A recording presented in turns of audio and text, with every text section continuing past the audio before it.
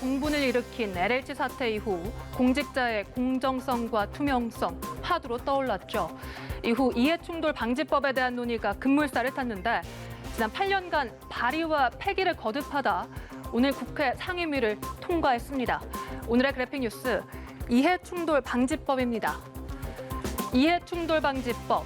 공직자가 직무를 수행할 때 사적인 이익을 추구할 수 없도록 이해충돌 상황을 막는 법안입니다. 공정한 직무 수행을 통해서 공공기관에 대한 국민 신뢰를 확보하자는 취지입니다.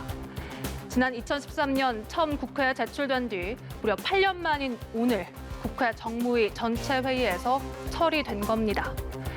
이해충돌 방지법의 적용 대상은 국회의원과 공무원, 공공기관 임직원, 지방의회 의원 등 약 190만 명입니다.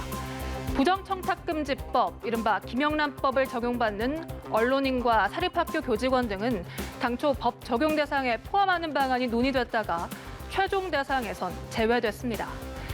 이해충돌법 제정안에 따르면 공직자는 자신의 직무와 관련해 사적인 이해관계가 있으면 이를 알게 된 날로부터 14일 이내에 신고하고 직무 회피를 신청해야 합니다.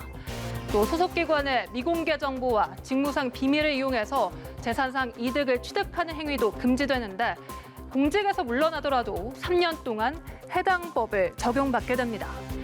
또 고위공직자로 임용될 때는 3년 이내 민간부문 업무 활동 내역을 의무 제출하게 했고 고위공직자와 채용 담당 공직자 등의 가족은 국가공무원법 등에서 정하는 공채 등에 합격한 경우 등 이런 예외 상황을 빼놓고는 가족 소속의 공공기관과 산하기관, 공공기관이 투자한 자회사에 취업할 수 없게 했습니다.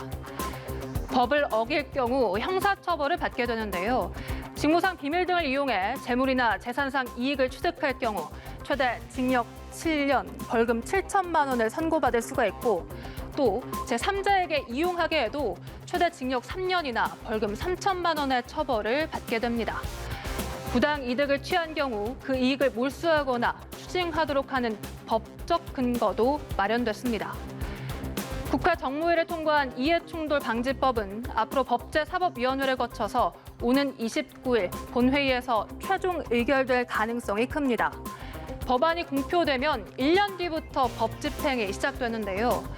다만 소급 적용 규정이 제외된 만큼 이 법안으로 LH 투기에 대한 부당이익 환수 등은 어려워서 기존 다른 법안을 적용해야 합니다. 지금까지 그래픽 뉴스였습니다.